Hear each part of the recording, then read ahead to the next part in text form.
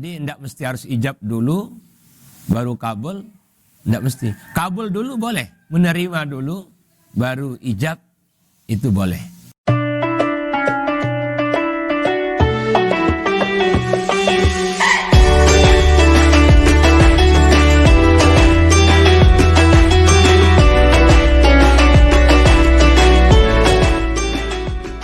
Assalamualaikum warahmatullahi wabarakatuh. Alhamdulillah, wassalatu wassalamu ala rasulillah, ala Muhammad ibn Abdillah, wa man tabi'ahu wa mawalah, amma ba'du.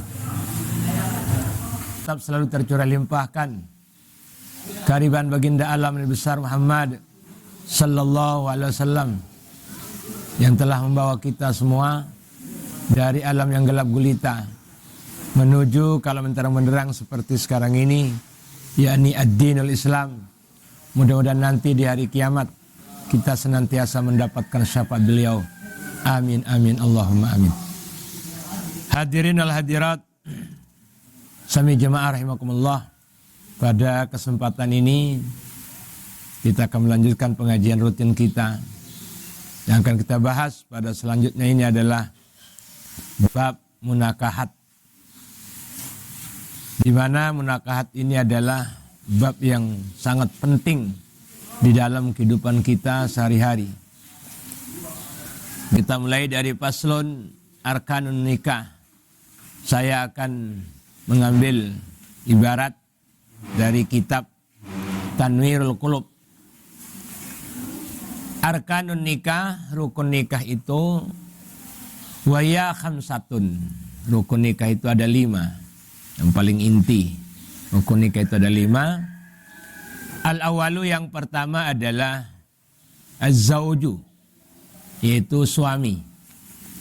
Yang kedua as-sani az-zawjatu, yaitu istri. Yang ketiga al-waliyu, yaitu adanya wali. Yang keempat adalah syahidani, yaitu 2 orang saksi. Dan yang kelima yaitu sigatun atau ijab kabul. Itulah rukun-rukun nikah. Jadi kalau kurang daripada yang 5 ini, maka tidak sahlah pernikahan itu. Sekarang selanjutnya yang kita bahas satu persatu. Dari pertama adalah az-zawju, suami. Wa syurita fihi ayyakuna musliman idza kanat muslimatan. Jadi seorang suami itu adalah harus orang Islam, sehingga tidak sah perkawinan itu kalau beda agama. Jadi kalau si suaminya Islam sementara istrinya agama lain, itu tidak sah. Atau sebaliknya, suaminya kafir atau non muslim sementara istrinya muslimah, tidak sah juga itu. Harus muslim, baik itu suami maupun istri. Yang kedua, az-zani az-zawjatu, itu istri. Wa syurita fiha an takuna halalan fala yasihu nikahul muharram. Jadi seorang istri itu adalah harus betul-betul yang halal nikah. Tidak sah pernikahan itu kalau bukan orang, atau tidak sah perkawinan itu kalau seorang wanita itu adalah haram nikah. Harus betul halal, harus betul wanita yang halal nikah, artinya boleh kita nikahi. Fala yasihu nikahul muharramati, maka tidak sah pernikahan itu kalau nikah dengan wanita yang diharamkan, seperti keturunan apa namanya itu wali yang nasab itu. Ada yang hubungan kenasaban, kemertuaan dan segala macamnya. Ini. Terus yang ketiga, syarat daripada pernikahan itu adalah al-waliyu. Harus adanya wali. Ini. Wa syurita fiha yakuna mukhtaran fala yasihun nikahu min mukrahin. Jadi nikah itu wali nikah itu adalah harus orang-orang yang kehendaknya sendiri. Jadi tidak boleh dipaksa wali itu. Kenapa? Fala yasihu nikahu. Maka tidak sah pernikahan itu jika dipaksa menjadi wali.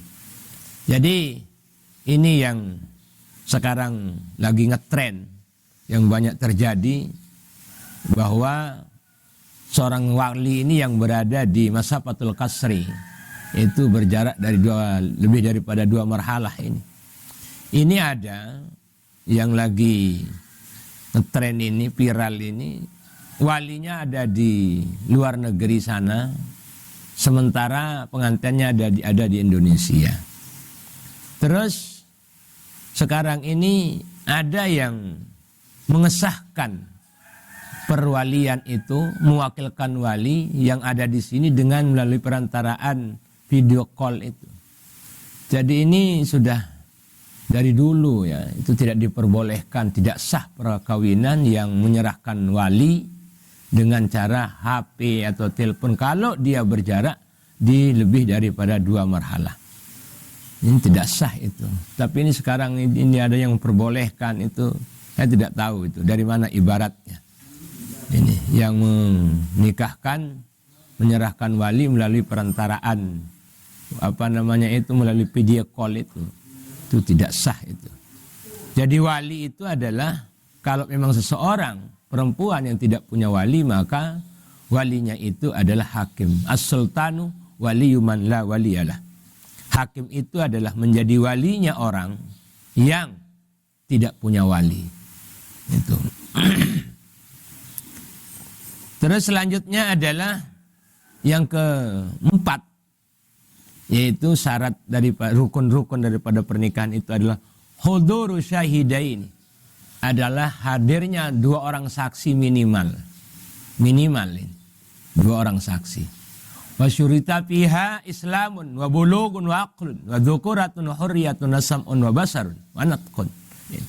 Syarat orang menjadi saksi, 2 saksi itu adalah pertama harus Islam, balik, berakal, laki-laki, merdeka, bisa mendengar dan bisa melihat dan bisa berbicara. Jadi tidak sah perkawinannya itu kalau disaksikan oleh wanita. Artinya tidak ada orang laki-laki atau 1 orang laki-laki, 1 orang perempuan, tidak sah. Harus 2 orang laki-laki yang berakal, yang Islam, yang balik, yang merdeka, yang bisa mendengar dan bisa melihat. Itu persyaratan menjadi 2 orang saksi itu. Selanjutnya, fala wakkal al-abu fil aqdi wa hadara ma'a akhar liyakuna syahidaini lam yasiha. Jadi ini yang sering terjadi juga. Kalau seorang bapak atau seorang wali di dalam akad dia berwakil kepada seseorang, seorang bapak menyerahkan wakil kepada seorang untuk menikahkan anaknya itu, lalu dia si wali yang menyerahkan ini bisa hadir juga ikut di dalam majelis itu, maka kalau memang si bapak ini menjadi saksi asli, maka itu tidak sah pernikahan itu. Tetapi kalau dia tidak menjadi saksi asli, artinya dia hanya menjadi pengikut-pengikut saja, maka sah perkawinan. Nah, ini jadi tidak mesti harus keluar bapaknya itu kalau memang sudah lebih daripada 2 orang. Tapi kalau memang dia itu walinya ini mewakilkan itu, kemudian dia lebih daripada saksinya itu, lebih daripada 2 orang saksi, maka itu adalah diperbolehkan. Artinya sah pernikahannya itu. Ini. Tetapi kalau hanya 2 orang laki-laki, si bapak dengan si orang lain ini, hanya 2 orang ikut menjadi wali, ikut menyaksikan padahal dia sudah mewakilkan, maka itu adalah tidak sah itu. Selanjutnya adalah as-sigat. Sigat ini ijab kabul. Wa ya ijabun bi ayaqul al-wali zawwajtuka aw ankatuka binti fulan. Ini wajib ini, ada ijab kabul.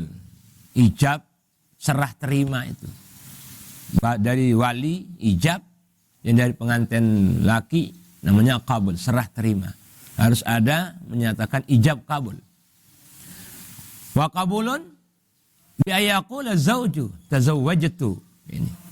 Atau seorang suami dengan suami itu menyatakan kabul, saya menerima. Dengan ucapan kabul itu adalah bi ayaqula zauj, dengan berkataan seorang suami tazawwajtu. Ini. Artinya au nakahtu, au qabiltu nikahaha. Boleh itu. Saya terima nikahnya si A, si ini dan segala macamnya. Boleh itu. Terus ini yang kadang-kadang tidak pernah kita lakukan, padahal boleh itu. Wala taqdimal ijab alal qabul. Artinya tidak mesti disyaratkan. Tidak harus disyaratkan, harus ijab dulu baru kabul. Boleh sebenarnya. Artinya kalau kebiasaan kita di sini ijab dulu. Saya nikahkan kamu dengan anak saya, mas kawin sekian.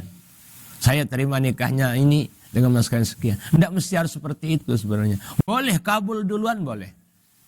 Artinya saya terima nikahnya Fatimah dengan mas kawin emas 10 gram. Lalu si wali menyatakan saya nikahkan kamu dengan anak saya Fatimah mas kawin sekian. Itu boleh. Nah, jadi tidak mesti harus ijab dulu baru kabul. Tidak mesti. Kabul dulu boleh. Menerima dulu baru ijab, itu boleh. Ini di dalam kitab Tanwirul Qulub dijelaskan seperti itu. Wala taqdimal ijab alal qabul, ini artinya tidak disyaratkan, itu tidak disyaratkan. Wala kaunihi bil arabiyah, dan tidak mesti harus memakai bahasa Arab. Ini. Tidak mesti harus menggunakan bahasa Arab. Jadi pakai bahasa apa saja, yang penting menunjukkan pernikahan. Baik itu istilah Lombok, bahasa Lomboknya adalah aku kawin kamu atau aku nikah kamu, itu sah. Itu. Pokoknya menjurus kepada bentuk kalimat pernikahan atau perkawinan. Dan tidak boleh dengan menggunakan wahabutuka, itu tidak boleh. Artinya saya berikan kamu anak saya, tidak boleh memberi seolah-olah memberi, itu harus menyatakan nikah itu atau menunjukkan menjurus kepada pernikahan. Seperti saya nikahkan kamu atau saya kawinkan kamu dengan anak saya.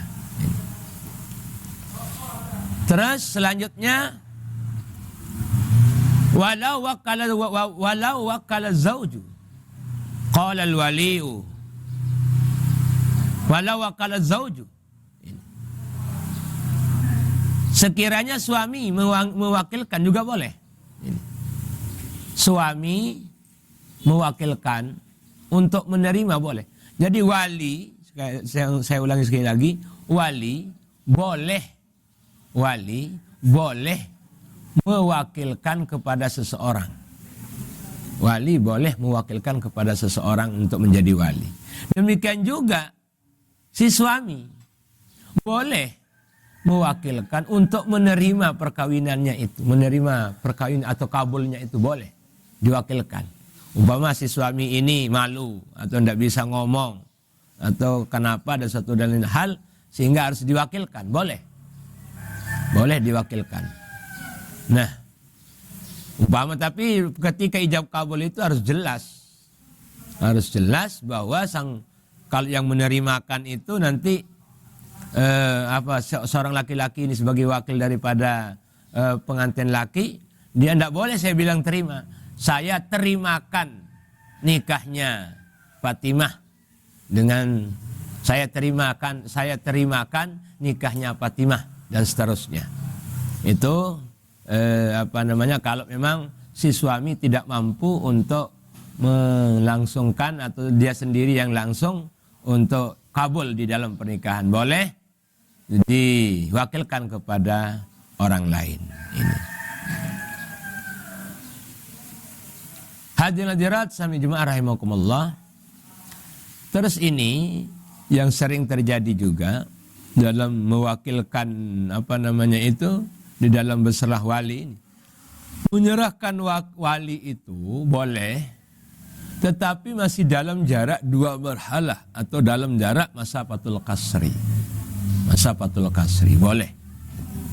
Tetapi kalau lebih daripada masafatul qasri atau 2 marhalah, ya masafatul qasri itu bolehnya seseorang melakukan kasar. Atau kalau diukur ukurannya itu sekitar 96 kilo. Nah, kalau sekarang dari Lombok dengan orang Sumbawa. Jadi umpama dari Sumbawa tidak sah menyerahkan wakil walinya yang ada di Lombok, tidak sah. Karena lebih daripada 2 marhalah. Atau dari Lombok sekarang mau minta wali ke Sumbawa. Nuntut wali ke Sumbawa. Nuntut wali ke Sumbawa. Akhirnya apa? Nyampe di Sumbawa, dia itu, ya saya wakilkan kepada kamu untuk nikahkan anak saya nanti di Lombok. Tidak sah seperti itu, menyerahkan wakil wali. Kenapa? Karena dia menyerahkan wakil wali itu adalah jarak lebih daripada 2 marhalah. Bagaimana solusinya kalau seperti itu? Tidak boleh. Ya harus hakim jadi walinya. Harus hakim yang menjadi walinya nanti itu. Hadirin al-hadirat, sami jemaah rahimakumullah. Kalau memang nanti si hakim ini yang mewakilkan, yang memberikan wakil walinya itu, si hakim yang mewalikannya, maka sah perkawinannya itu. Tetapi kalau dia sendiri yang diserahkan walinya itu, tidak sah mewakilkan kepada seseorang yang menuntut wali ke Sumbawa itu. Karena dia menyerahkan wali lebih daripada 2 marhalah. Ini yang kadang-kadang banyak orang itu yang keliru, yang salah, tidak sesuai berdasar kepada hukum atau kitab yang kita pelajari, terutama di aliran Ahlussunnah wal Jamaah ini. Boleh sekarang ini ada cara lain juga. Seorang wali yang di Sumbawa itu sekarang kalau memang tidak bisa datang ke Lombok Tengah umpama, nyampe di Lombok Timur, si wali yang di Sumbawa itu menyerahkan walinya di Lombok Timur, boleh, karena dia ini masih masa Fatul Qasri, masih dalam jarak 2 marhalah. Pernah terjadi kemarin-kemarin ini, walinya ada di Palembang, anaknya ada di Lombok Tengah.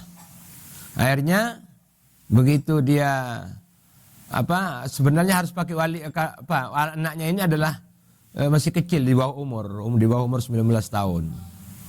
Nah, karena walinya ada di luar daerah, maka nanti dia itu kan walinya adalah hakim. Sementara hakim KUA tidak berani menikahkan karena anak ini masih di bawah umur 18 tahun, di bawah 19 tahun. Berarti bagaimana ini sekarang? Ya tunggu. Mau masuk pengadilan, lewat pengadilan dulu, pengadilan agama untuk mendapat dispensasi. Akhirnya alternatif kedua adalah coba suruh pulang orang tuanya itu.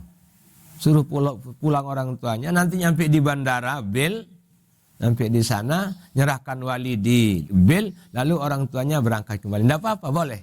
Begitu jadinya. Setelah itu orang tuanya pulang dari Palembang, sampai di bil ini, lalu serah terima di sini di bil, akhirnya orang tuanya kembali lagi ke Palembang.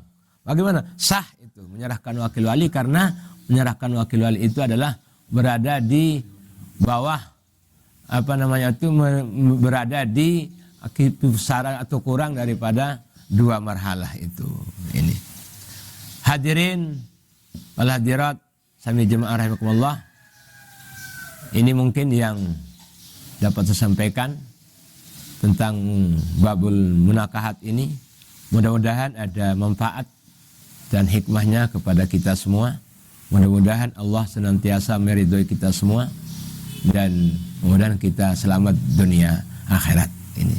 Untuk pengajian selanjutnya, mudah-mudahan kita masih diberikan kesehatan, bisa nanti dilihat di channel YouTube Sang Cahaya Nusantara.